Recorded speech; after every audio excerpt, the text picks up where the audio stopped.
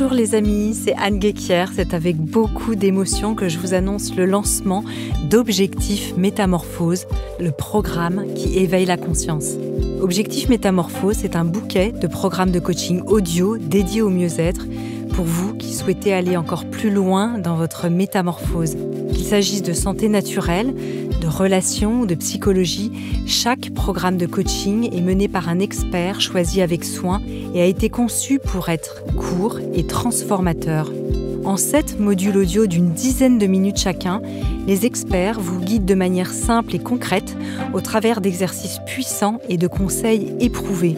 Christian Junot, Saverio Tomasella, Ludovic Leroux, Anthony Berthoud, Claude Parisot et Céline Tadiotto vous attendent d'ores et déjà sur Objectif Métamorphose.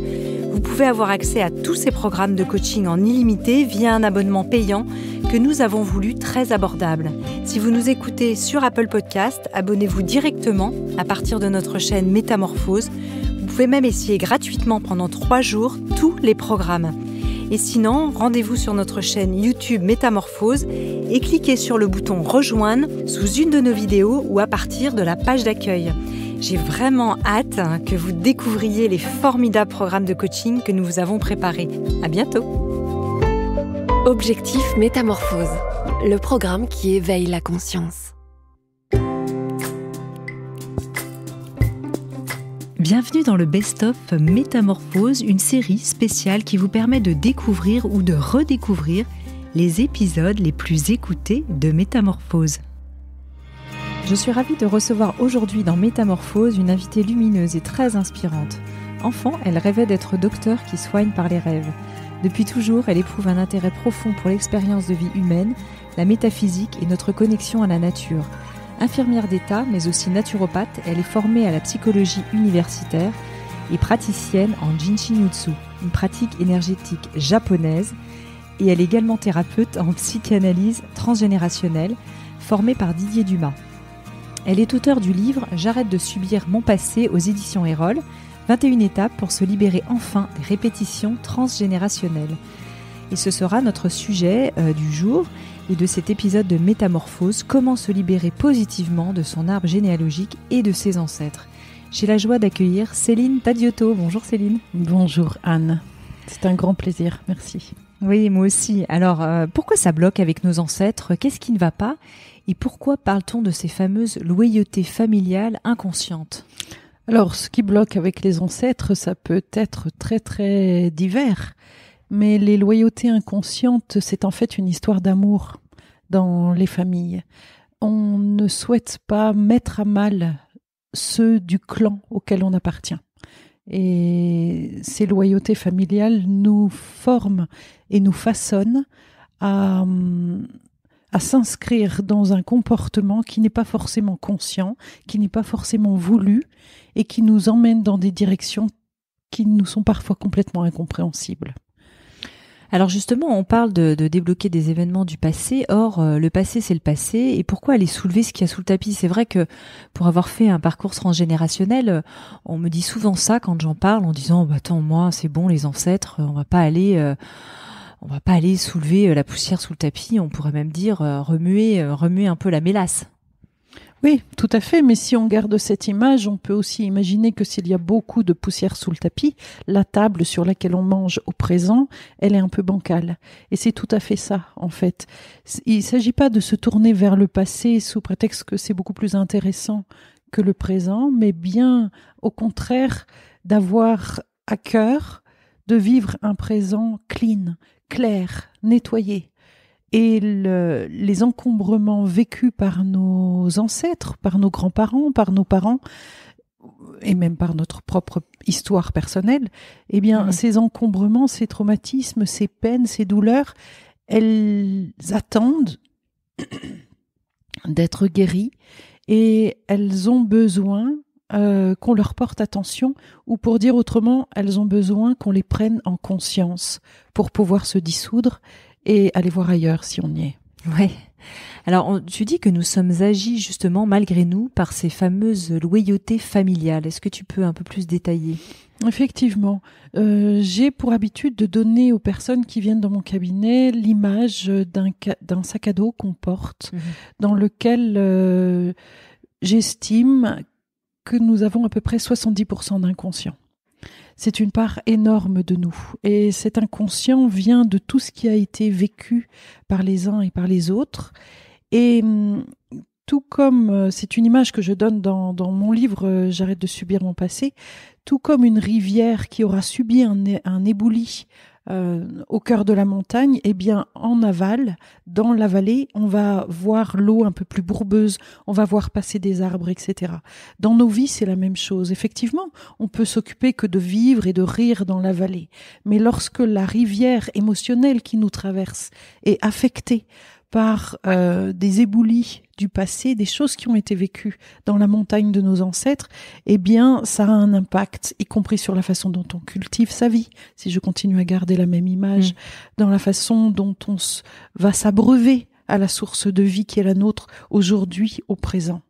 On est en fait le résultat, en tout cas concernant notre personnalité, on est le résultat de l'histoire familiale, du creuset des personnes au milieu desquelles on a été éduqué.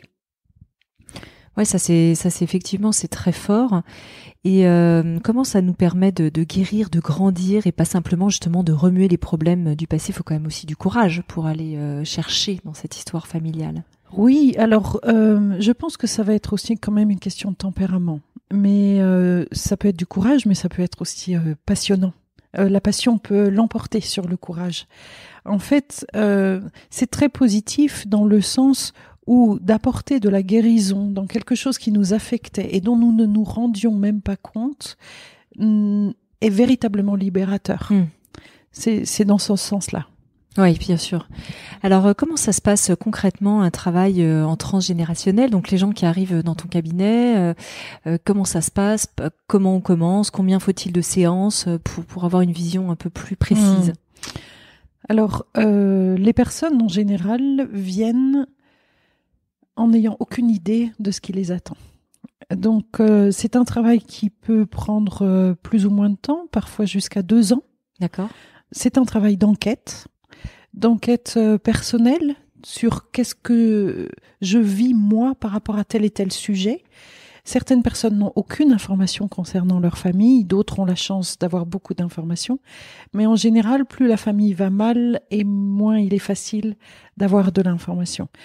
Auquel cas, on va s'appuyer énormément sur les papiers administratifs, tout simplement, les dates de naissance, de conception, de décès, de mariage des individus, et puis sur les mythes familiaux, les histoires qui auront été racontées depuis qu'on est tout petit. On va faire un travail de collecte de fonds de notre mémoire personnelle, et puis auprès de ceux qui veulent bien parler. Oui. Et en général, ça a véritablement pour conséquence de modifier un peu l'écosystème familial, mais en clarifiant les histoires qui ont pu être vécues, eh bien, je me suis rendu compte que ça peut renforcer des liens qui étaient un peu fragiles, un peu ténus, entre les frères et sœurs, entre les oncles et les neveux, des choses de cet ordre. Oui. Alors tu pars aussi d'une date qui est la date de conception. Il y a la date de naissance et la date de conception. Est-ce que tu peux un petit peu en parler dans ce travail? Oui, je nourris un intérêt grandissant pour cette date de conception.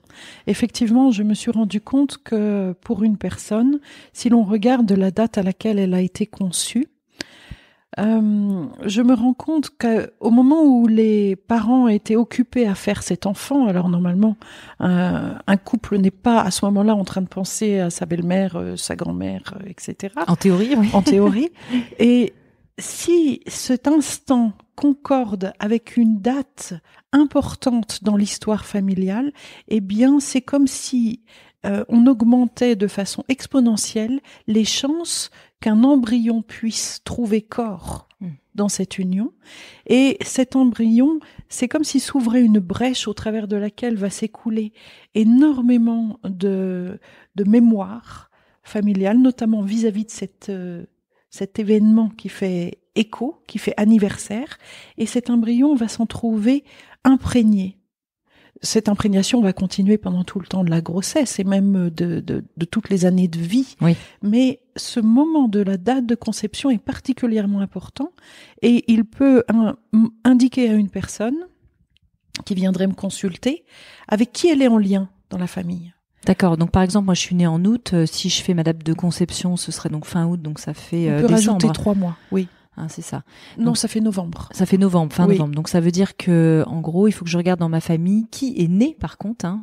Là, on regarde la date de naissance d'un aïeul qui serait né au mois de décembre. Hein. C'est bien ça. Pour Oui, être bien c'est clair. ça. Qui va être né au mois de novembre. Novembre. Oh, je suis enragée sur ce mois de Peut-être décembre. que tu es né un peu en avance et ce serait intéressant d'aller voir Ouais, ça. Mais effectivement. en fait, oui, on va regarder qui est né sur notre date de conception, dans nos parents, dans nos grands-parents et peut-être dans les grands-parents de nos parents. Et 80 fois sur 100, c'est magique, ça tombe pile poil. On trouve la personne en question. Et puis, il reste 20% un peu plus flou, mais tout aussi intéressant, auquel cas il peut s'agir d'un oncle, d'une tante, d'un grand-oncle, grand-oncle ou d'une grande-tante.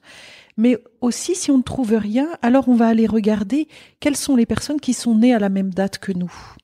D'accord. Parce que ces personnes ont également cette même date de conception, Oui. qui vient nous parler de ce qui se tramait dans l'inconscient des parents qui ont conçu également cet enfant. Alors on remonte comme ça le fil et on trouve l'histoire originelle qui nous impacte en premier dans la place que l'on a au sein de cette famille. Ouais, c'est passionnant. Effectivement, ce travail d'enquête est fascinant. Il demande à la fois du courage, mais aussi un grand amour de la connaissance de soi, et c'est un travail passionnant.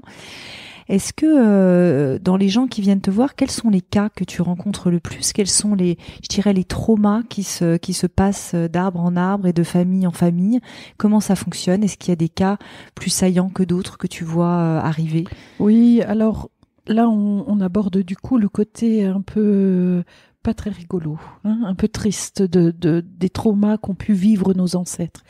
Une énorme proportion des personnes qui viennent me visiter sont impactées par l'inceste et le viol, que ce soit d'hommes ou de femmes, hein, oui. d'accord. Tout ce qui va parler et toucher le non-respect au corps d'un individu.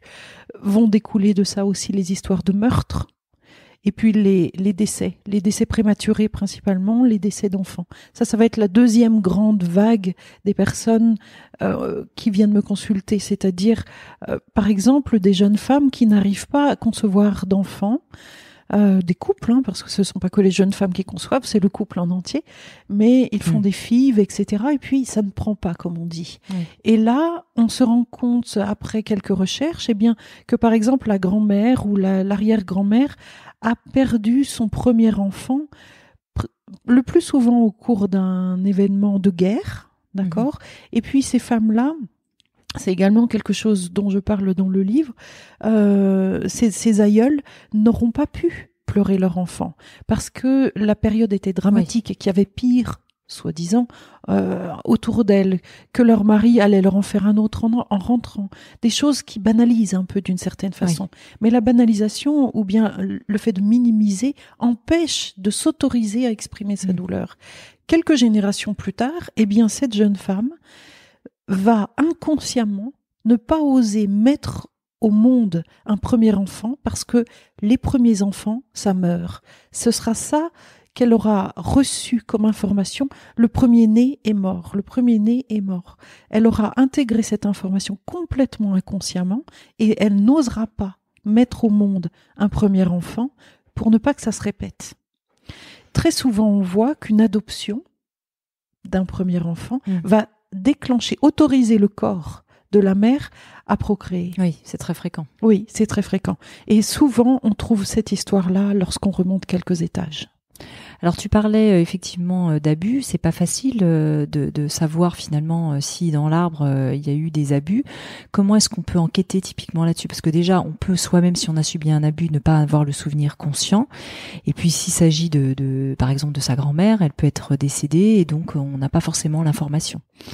En effet, alors Le mythe familial est quand même intéressant à écouter. Si ce sont des abus au sein de la famille, on va parler de l'oncle qui avait les mains baladeuses, du grand-père qui aimait bien les petits-enfants. Alors, qui aimait bien les petits-enfants, on entend beaucoup de grivoiserie Oui. lorsque ce genre de réflexions sont faites dans les repas de famille, par exemple. Donc ça nous donne des indications. Il va aussi y avoir à observer le propre épanouissement sexuel de la personne qui vient consulter. Oui. Comment est-ce que ça se joue pour elle? Comment est-ce qu'on lui a parlé de sexualité dans la famille? Quel était le respect fait à son corps? Tout simplement, est-ce qu'elle avait le droit de s'enfermer dans la salle de bain ou non? J'ai beaucoup d'adolescents qui n'ont pas eu le droit de s'enfermer dans la salle de bain. La porte devait rester ouverte, ou bien ils n'avaient pas le droit d'être seuls avec leur corps, les notions de masturbation, ces choses-là. Oui. La notion d'inceste, il faut voir aussi la culture dans laquelle la personne est née. Je me suis rendu compte qu'entre la France et la Suisse, il y a de très grandes différences. Il y a énormément d'inceste en Suisse, du fait de la ruralité, du fait que les enfants étaient protégés par le service de protection de la jeunesse et envoyés dans des familles, soi-disant pour qu'ils reçoivent une meilleure moralité, et puis tout ce dont on entend parler actuellement avec l'Église. Oui, bien sûr. En ce moment, il y a quand même un grand nettoyage global au niveau de la pédophilie. Voilà, la pédophilie, c'est de l'inceste. Hein. Alors, lorsque c'est fait dans la famille, et puis à l'extérieur de la famille, on parle uniquement de pédophilie. Oui. Mais il y a un tabou qui est tout doucement en train de se lever par rapport à ça, mais il y a encore beaucoup, beaucoup, beaucoup de travail à faire. Toi, tu as le sentiment que parce que tu reçois effectivement pas mal de gens au cabinet qui ont subi l'inceste, c'est représentatif de la société, ou ils arrivent dans ton cabinet justement parce qu'ils ont un trauma et donc tu vois en particulier ceux-là? Je me suis effectivement posé la question. J'ouvrirai ta question dans le sens non seulement les personnes qui ont subi l'inceste, mais qui ont été abusées, comme tu le disais tout à l'heure. Hein. Au sens plus large. Voilà. Bien sûr. Je pense qu'en fait, notre société est très malade depuis le 19e siècle, depuis un côté beaucoup plus prude posé sur la sexualité, où les relations familiales étaient stigmatisées, le rapport au corps, le rapport au désir, le rapport au plaisir. S'ajoute à ça la chape d'un certain fondamentalisme, quelle que soit la religion, qui empêche également de vivre sainement l'épanouissement d'un individu. Donc, je ne saurais pas véritablement dire si c'est un phénomène de société qui s'accroît actuellement ou si c'est presque le lot de chacun. Je dirais que 80% des personnes qui viennent me consulter sont touchées par ce sujet. Par l'abus. Par l'abus, mais aussi, par l'abus, l'inceste, le viol, toutes ces choses-là. Oui. Au sens large, en tout cas. Le non-respect du corps. Le non-respect du corps, effectivement. Alors, quels sont les bienfaits quand on fait une thérapie en transgénérationnel? Comment vois-tu les gens évoluer par rapport à cette thérapie? Est-ce que cette mise en lumière, simplement, de l'information, quand on arrive à la retrouver, ou en tout cas à la présupposer quand on n'a pas l'information de manière totalement objective, et pour pouvoir ensuite vraiment la transmuter, c'est-à-dire passer à l'étape d'après? Oui, c'est vraiment le but, en fait. Hein. C'est pas seulement, effectivement, de soulever le tapis pour enlever la poussière. Mais la mise en lumière est très importante. Eh bien, on va faire ça en prenant conscience des choses. La conscience est quelque chose de phénoménal en termes d'effet de guérison sur un individu. Parfois, effectivement, de prendre connaissance d'une situation, de la prendre en conscience peut déjà être extrêmement guérissant. Pour des situations que l'on présuppose, pour les hypothèses que l'on peut poser, on peut également amener de la guérison. Ce que je propose, c'est de poser des actes, des rituels, on va utiliser ce terme, des actes symboliques, peut-être que ce sera un terme plus entendable, qui vont aider les personnes à rejouer d'une certaine façon la situation, alors pas la rejouer à l'intérieur d'elle-même, on est bien d'accord, mais en tout cas à la manifester sous forme symbolique par des petits objets, des papiers, un courrier envoyé dans une poste imaginaire où on dépose enfin la vérité, voilà ce qui s'est véritablement passé, et puis en se posant la question de quoi aurait eu besoin cette situation pour qu'elle soit guérie, pour qu'elle ne laisse pas de traces si délétères qu'aujourd'hui encore j'en ressens les effets dans ma vie. De quoi ces situations auraient eu besoin? Que les casques bleus arrivent? Est-ce que telle personne qui a eu faim aurait eu besoin de plus de nourriture, d'attention? Les enfants auraient eu besoin qu'on prenne soin d'eux. Les parents auraient eu besoin peut-être de plus d'éducation, la loi aurait eu besoin d'être rappelée, les addictions auraient eu besoin d'être accompagnées. Toutes ces choses-là, on va les amener de façon symbolique à intégrer, à imprégner l'arbre jusqu'à toucher l'individu. Et il peut s'agir parfois d'aller pratiquer l'enterrement d'un aïeul qu'on aimait beaucoup et auquel on n'a pas pu dire au revoir, ou d'un enfant décédé, d'aller dans une petite boîte de chaussures en y mettant des choses précieuses, d'aller faire cet enterrement qui va être guérissant dans le sens, ok, j'intègre vraiment que maintenant ça a eu lieu et j'ai pu dire merci, j'ai pu dire combien j'aimais. L'amour est pratiquement la solution de guérison pour moi finale et ultra nécessaire. Oui, ultime. Est-ce qu'on peut recréer des traumas, c'est-à-dire que ce grand-père qu'on mettait tous sur un piédestal, qui était un vrai mythe familial, qui était ce héros, ce grand résistant, quand on s'aperçoit qu'il était aussi l'abuseur, et je ne parle pas d'une situation personnelle en disant ça, je prends vraiment un exemple imaginaire, et que ce mythe familial tombe, il y a aussi de la douleur qui peut naître de ça. Alors évidemment, la vérité soulage, mais aussi elle peut blesser. Absolument. Mais c'est d'ailleurs la crainte de cette blessure qui entraîne les tabous et les non-dits. On va protéger des situations qui étaient vraiment condamnables parce qu'on aime la personne. La plupart du temps, c'est pas toujours le cas. C'est pas toujours pour cette raison plutôt.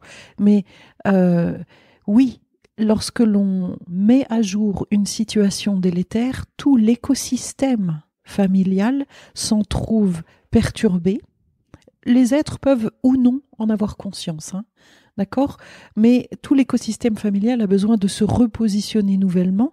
Et bien sûr, ça demande de faire des deuils d'idolâtrie, si je reprends l'exemple imaginaire que tu viens de donner. Complètement. Oui.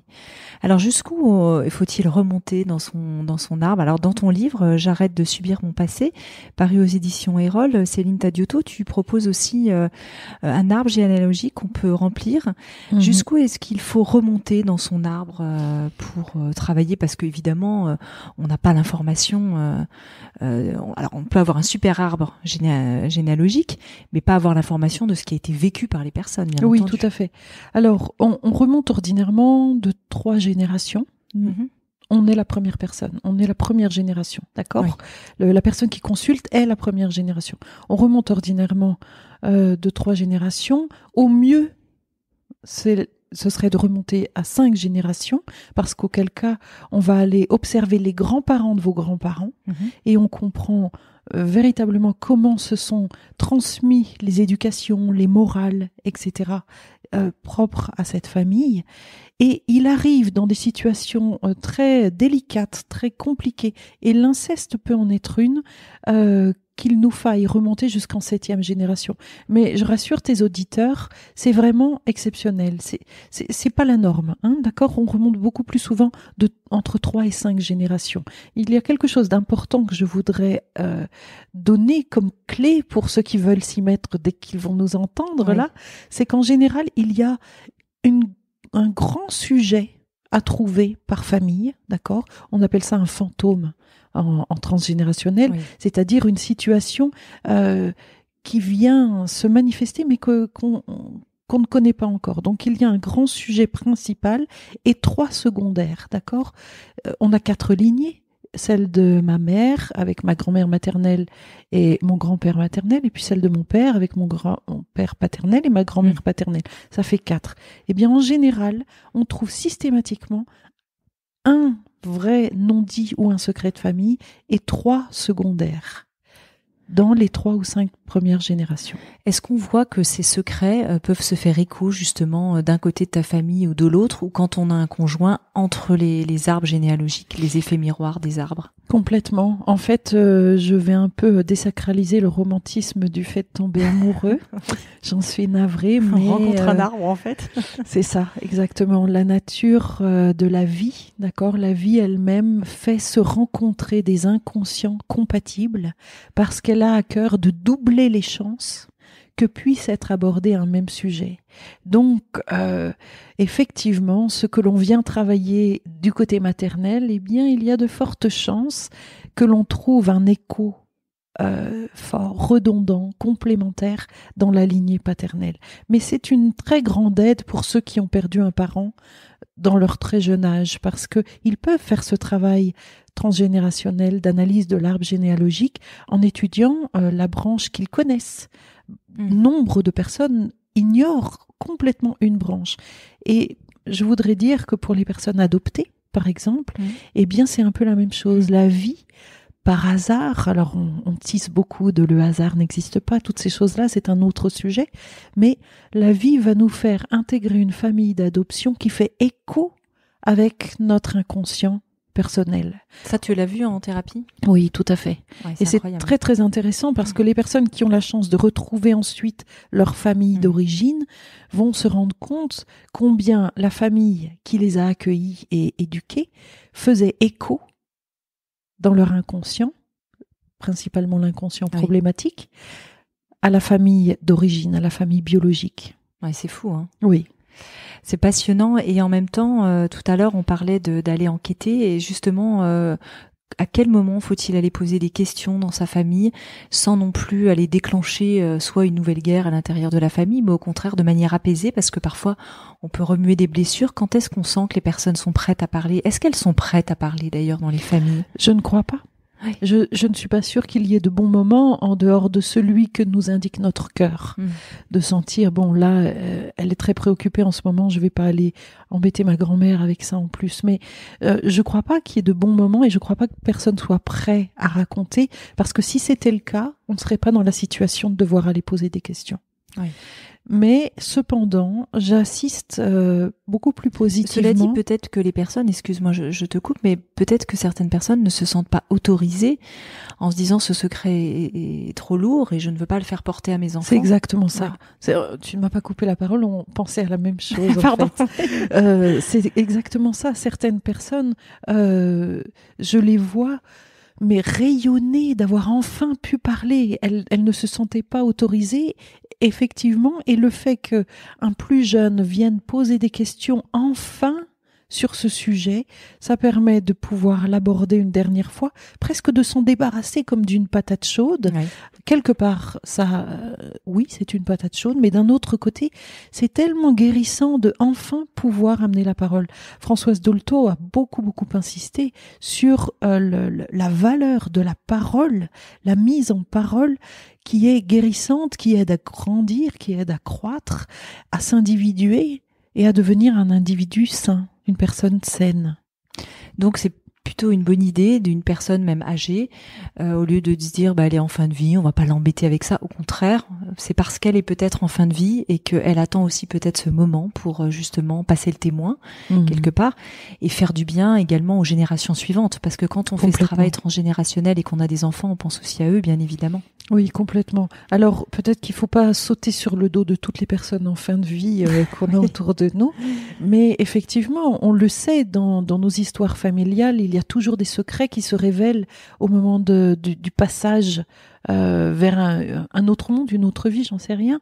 Mais oui, il est important d'aller permettre aux individus qui constituent notre clan familial de pouvoir enfin se libérer en entrant dans une parole guérisseuse et porteuse de sens. Oui, c'est clé. Ça, c'est très important. Même dans une société. Il y a également Bert Hellinger qui a travaillé sur le transgénérationnel au niveau des sociétés. Au niveau collectif, oui. Oui, voilà.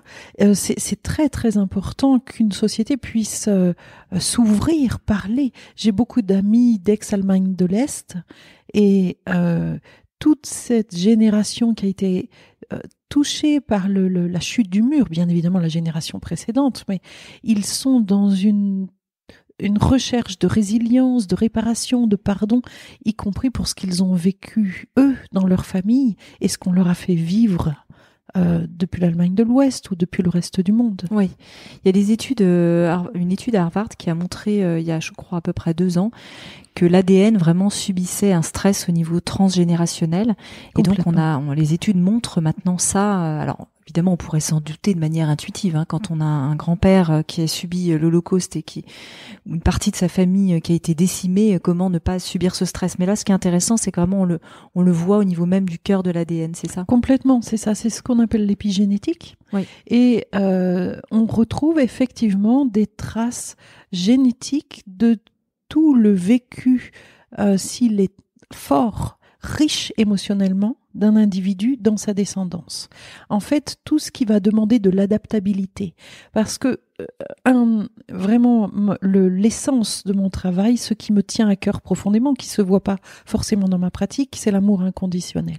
Et je peux dire qu'une personne qui a vécu l'Holocauste va entraîner, bien malgré elle, des répercussions épigénétiques dans sa descendance, mais une personne qui se sera trouvée enrôlée dans le nazisme va également subir un stress énorme, va devoir s'adapter énormément à une situation très critique et va entraîner également dans ses descendants des traces, va laisser des traces épigénétiques dans ses descendants. Oui, donc tous les cas de figure ont besoin de guérison. Et porte une culpabilité complètement. Par exemple, une culpabilité, un dégoût de soi-même. C'est malheureusement très intéressant de voir aussi ce qui est du côté des meurtriers. D'accord, très intéressant, pas dans le sens jubilatoire, mais il y a de la guérison à faire de toutes parts. Oui, absolument. Aujourd'hui, est-ce que la psychanalyse transgénérationnelle est une discipline reconnue en France? Il y a l'école fondée par Didier Dumas, mais aussi il y a Jodorowsky qui a beaucoup écrit et donné des conférences sur le sujet, et puis Anne Ancelin qui est décédée il y a pas si longtemps que ça. Oui, il y a aussi Généapsy qui est une école très intéressante. Moi, j'ai été formée par le Jardin d'idées, l'école de Didier Dumas, qui se poursuit aujourd'hui avec Bruno Clavier et Daniel Flomenbaum. Mais effectivement, on a donc, d'une part, je réponds pour commencer à ta question. Oui, la psychanalyse transgénérationnelle est reconnue, peut-être pas de façon universitaire, mais est reconnue en France comme une discipline à part entière. Et puis, il y a aussi des courants aux États-Unis. C'est quelque chose qui n'est pas spécifiquement français, même si la psychanalyse marche très très fort en France, probablement parce qu'on est des êtres passionnés. Mais je me rappelle plus de la suite de la question. Non, en fait, ma question c'était ça. Est-ce que c'est enseigné? Est-ce que c'est une discipline qui est reconnue maintenant? Oui, pardonne-moi. Effectivement, c'est enseigné. Il y a énormément de littérature dessus.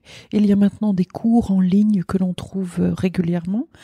Les personnes peuvent intégrer des instituts pour se former ou tout simplement pour venir travailler sur elles. Les personnes qui enseignent et qui forment à cette discipline sont également des personnes qui le pratiquent en cabinet à titre individuel. Oui. Alors, dans ton livre, qui est aussi un pas à pas pour commencer à faire cette thérapie en 21 étapes, alors évidemment, ça remplace pas la relation avec un thérapeute, mais c'est déjà poser des bases avec ce livre où on peut beaucoup débroussailler, je trouve. Et puis surtout, déjà, avoir des prises de conscience très fortes de l'utilité de la démarche. Qu'est-ce que tu vois concrètement comme résultat après de personnes qui ont fait ce travail? Je vois des remaniements de vie. On vit de plus en plus vieux. Lorsque l'espérance de vie était de 35 ans, on avait un seul métier. Eh bien, aujourd'hui, avec l'espérance de vie qui s'accroît, on change de carrière. Eh bien, ce travail transgénérationnel donne exactement la même chose. Les personnes s'autorisent à remanier leur vie et à ouvrir de nouvelles portes, de nouvelles étapes pour aller explorer des champs d'exploration auxquels ils n'avaient pas pensé jusqu'à présent.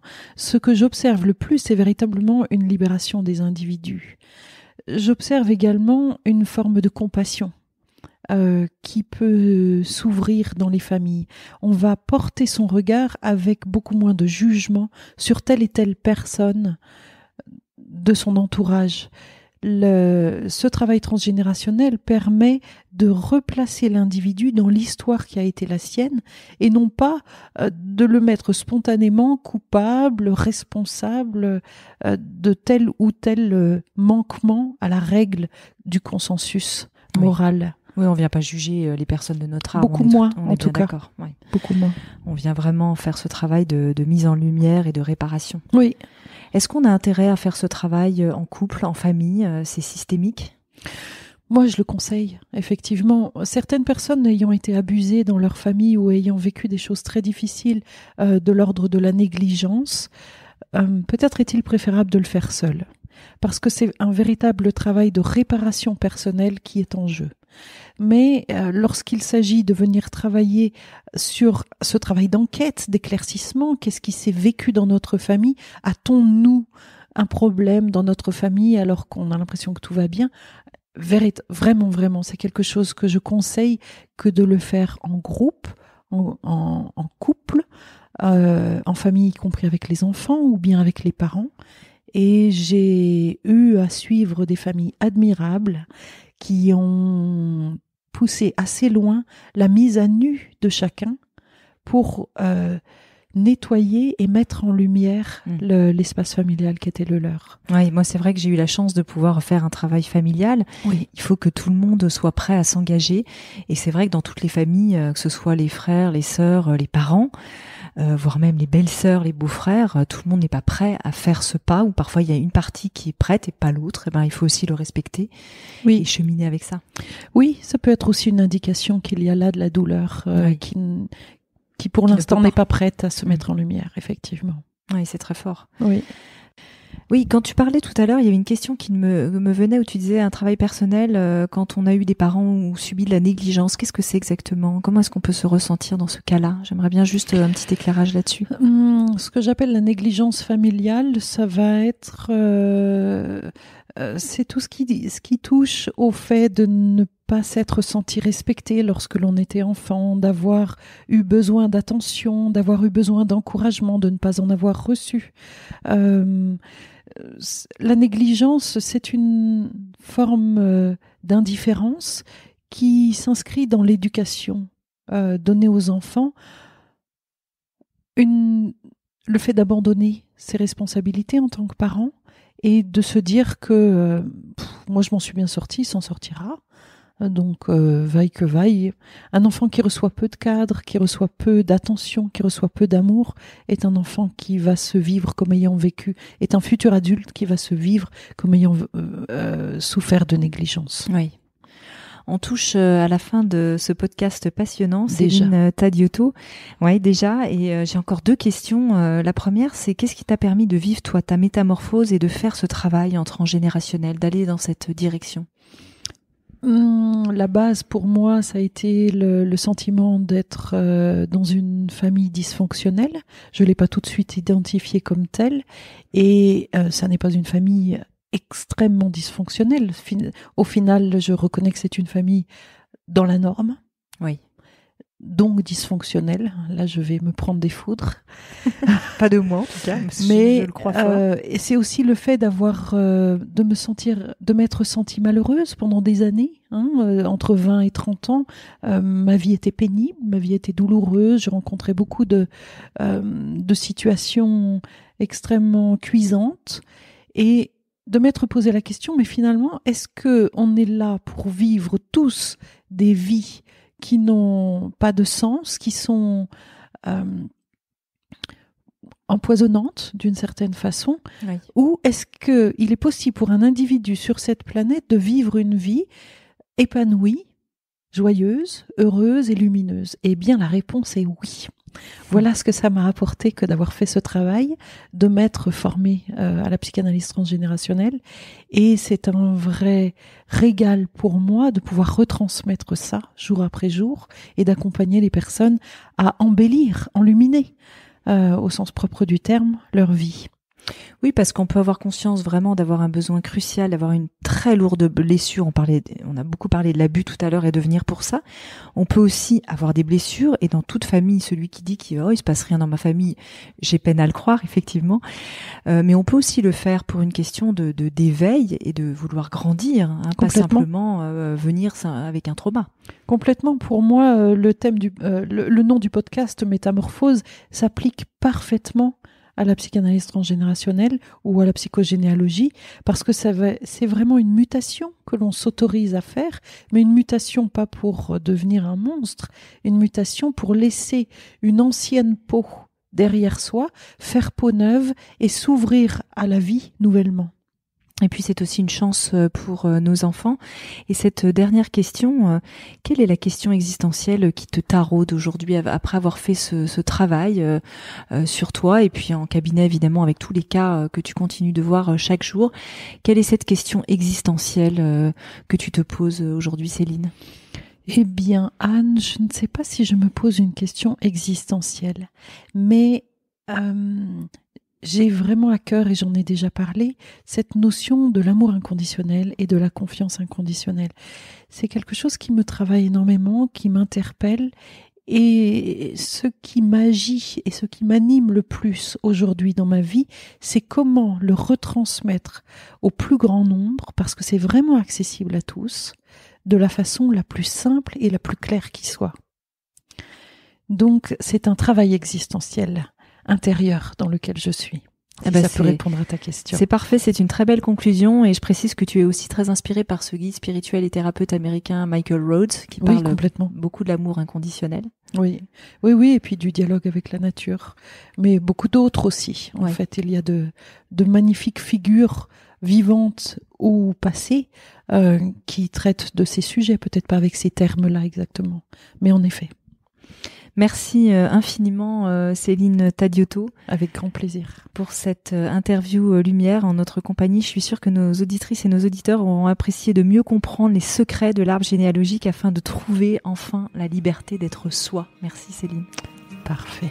Merci Anne.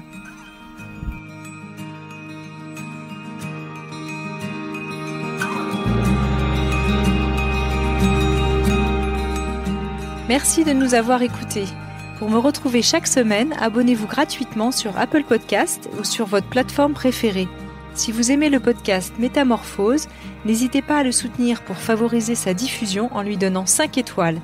Et découvrez en avant-première la personnalité de la semaine sur Instagram à l'adresse Métamorphose Podcast.